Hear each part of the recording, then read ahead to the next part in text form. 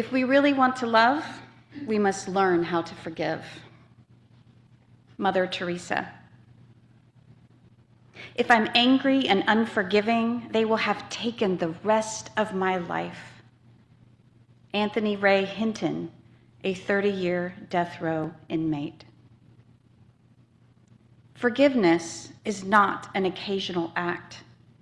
It is a permanent attitude. Dr. Martin Luther King, Jr. Forgiveness is a permanent attitude. A sentiment King learned from Jesus in conversation with Peter. A sentiment taught across faiths, including Hebrew, Confucian, Buddhist, Christian, Muslim, and Hindu.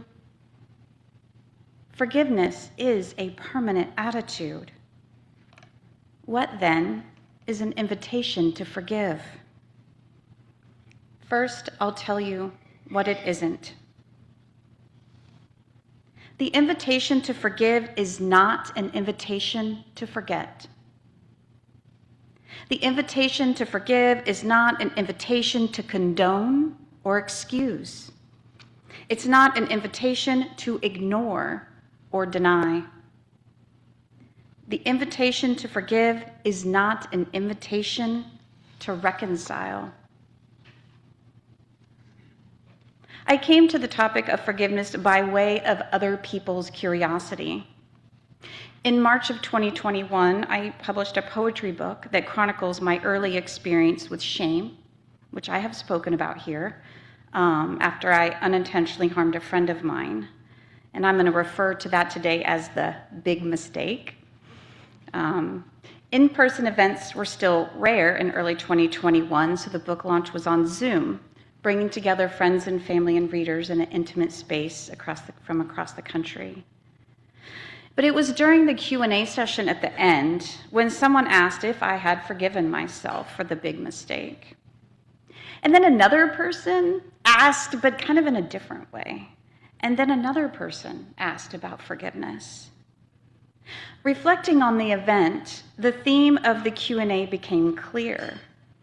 People wanted to know if I had forgiven myself. But more so, they wanted to know how. Forgiveness is deeply personal. Sometimes it comes easy. Other times it's insurmountable. Every time we have a choice. The invitation to forgive is an invitation to yield, to make room for. Why? Why me? Why did this happen? Why now? Those are all usual questions after being wronged. Why? It's like casting a lifeline into the unknown, a desperate search for any answer to ground us in this new harm, with its new hurt, its new anger, its new fear. Sometimes the plea of why can be answered with facts, but facts aren't enough for the heart. Facts aren't enough for the spirit. Left unanswered, asking why can lead to feeling defensive or critical. It can lead to resentment, to holding a grudge. For years, I asked why and held a grudge against myself. But over time, the questions, they didn't stop, but they changed. I went from why to how. How did this happen? And not the facts, but my values. How did I let this happen? How did I become a person I'm not proud of? The how took me back to my state of mind the night of my big mistake. The how made me scrutinize decisions I had made leading up to it, which really weren't that many since I was only 20. So instead, it took me way back into my childhood. The how, I was searching for clues to figure out where I went wrong. The how gave me a way to think like a sleuth. It actually released the judgment that's easily attached to the question, why? Why would you do that? Be patient, Rilke says, towards all that is unsolved in your heart, and try to love the questions themselves as if they were locked rooms or books written in a very foreign language. To yield is to provide, to give, to supply. It is not a leap into the unknown as much as it is the ability to step aside, to back up, to create space for living the questions. To not move faster, but to get out of your own way. To yield is to accept you don't have the answers. You may never have the answers you want. To yield is to accept the answers that arise. An invitation to forgive is an invitation to acknowledge and permit. I don't want this to be my story. I said that over and over.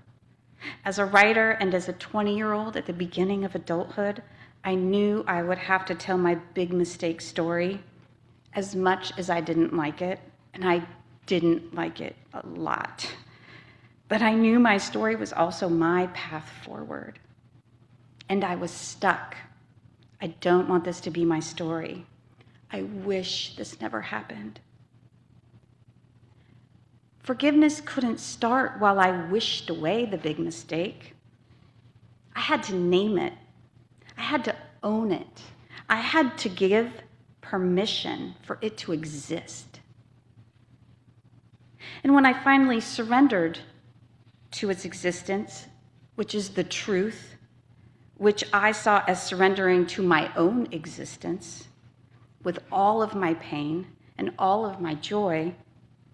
But when I finally surrendered, I saw my shame as a little girl crouched on the ground, her self-worth scattered in pieces around her. And seeing her, I realized I couldn't forgive someone who I saw as unworthy. To forgive myself, I needed to see myself as a person of worth, a person with intrinsic value. I needed to recognize that scared girl's humanity.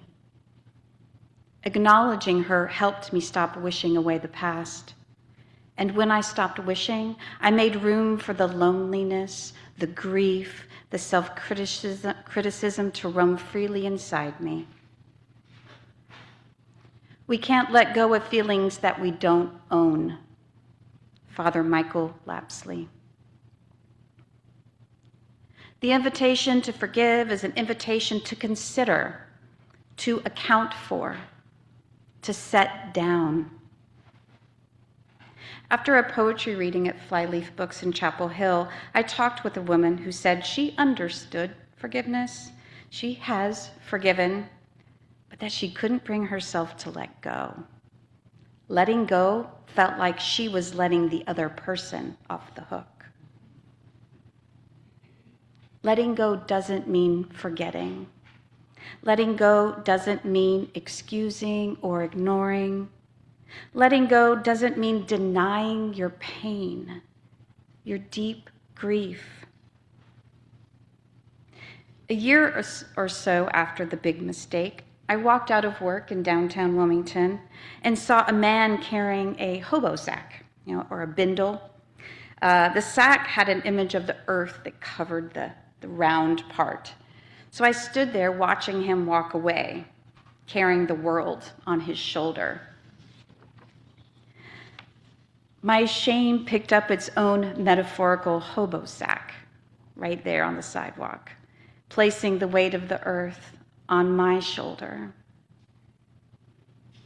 Years went by as I was tending to the loneliness and the grief and self-criticism, the tension in my body slowly beginning to untether from the shame, I still pictured myself with the hobo sack, the world still sitting on my shoulder.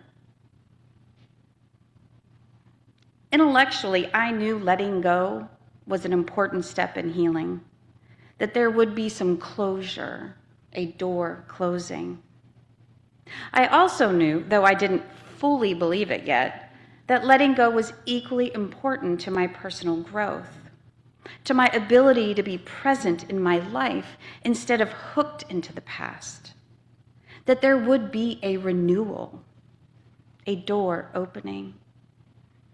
But I was afraid that if I set down the hobo sack, that I would forget, that if my shame wasn't top of mind, I would no longer feel accountable. Holding on validated my pain. Holding on reminded me all day, every day of the worst thing I'd ever done. Letting go allows accountability to move freely, to find new ways toward community and belonging, not a forgetting, but a growing. Letting go is moving from holding on to release. Forgiveness does not subvert justice. It creates space for justice to be enacted with a purity of purpose that does not include revenge. Archbishop Desmond Tutu and Mfo Tutu. Letting go and holding someone accountable are two separate things. I took the hobo sack off my shoulder and set it on the ground. The invitation to forgive is an invitation to become the source, to be the origin of acceptance. Releasing myself from the past opened a watershed of forgiveness. My parents, failed romance, the people I've let down, motherhood, perimenopause, the day-to-day changing of my body, which is another way of forgiving mortality. All day my body accepts what it is. Mary Oliver. In addition to our personal lives, on a national scale, so many shared values are being mistreated. And though as a society we need many paths to move us forward, and here I'm talking about laws and clean water and economics, the mechanics of society. But the task for us, for we, the people, is to transform our hurt, our fear, our anger into forgiveness. We are tasked with leading ourselves, our communities, and our country with honor and compassion. Compassion is crucial to bringing people together. Forgiveness may be the best hope for our rage-filled world. Donald Craybill. To be the source of acceptance is to move from holding on to release to compassion. Not because compassion is a stopping point, not because forgiveness forgets how we have wronged or have been wronged, but to gather all of our experiences, no matter how painful, and heed their lessons. To be intentional about leading our lives with our values at the helm. To create a permanent, forgiving attitude. An attitude that opens up our access to joy. Blessed be.